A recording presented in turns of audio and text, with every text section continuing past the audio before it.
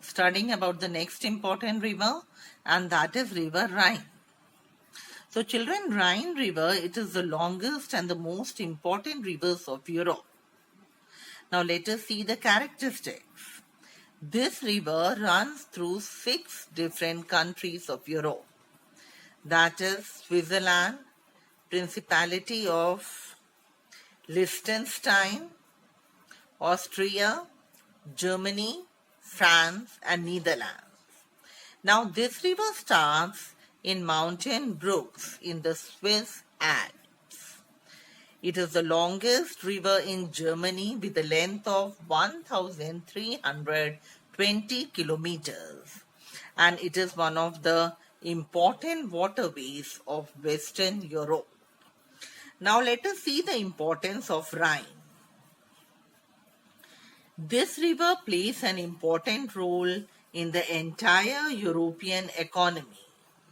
It is an important transportation route since the days of Roman Empire.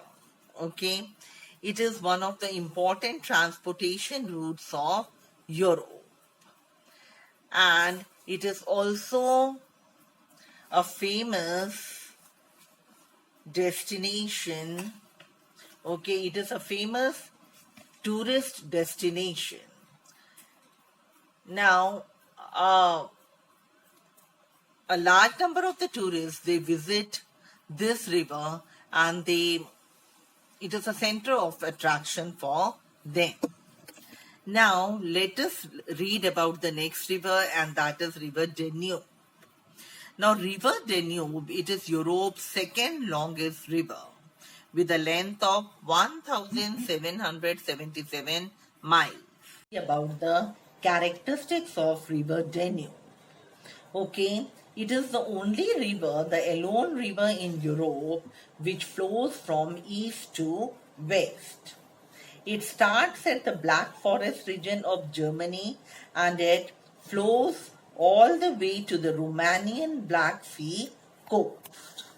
This river passes through many countries like Germany, Austria, Slovakia, Hungary, Croatia, Serbia, Romania, Bulgaria, Moldova, and Ukraine. Now let us study about the importance of Danube River. This river basin is the most multinational river basin in the world. Okay. Now let us see what is the meaning of word multinational river. Multinational river is the river which divides two or more states and it does not flow directly into a sea. Now, the multinational river basin of Danube is approximately twice the size of California. Okay, this river, it is one of the important children. This river, it is an important resource for industry, agriculture, transport, and power generation, which is supplied to almost how many countries? 10 countries through which it flows. The names of the countries we have just read it. Okay, it is also very, very important or famous for fishing as well as for tourism. Now we shift on to the next river, and that is River Indus. Okay, now you can see the map showing River Indus. Now, this river, it is one of the most important rivers of South Asia. Now let us study about the characteristics of Indus. It flows through 4 countries. Which are the countries? Afghanistan, Pakistan, India, and China. This river starts near the Mansarovar Lake of high mountains of Tibet. Then it flows through Jammu and Kashmir region of India and then Pakistan to the Arabian Sea. The length of the river is 3,180 kilometers and it is the longest river in Pakistan. Now let us see the importance of Indus. Okay, it is the most important river of Pakistan. It irrigates around 80% of the total agricultural area or land of Pakistan.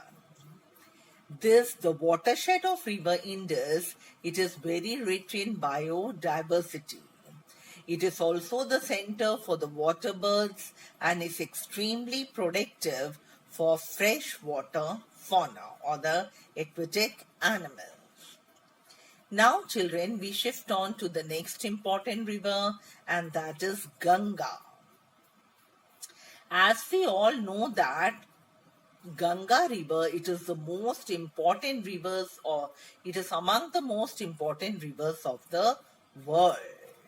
It is located in northern India and it flows towards the border of Pakistan.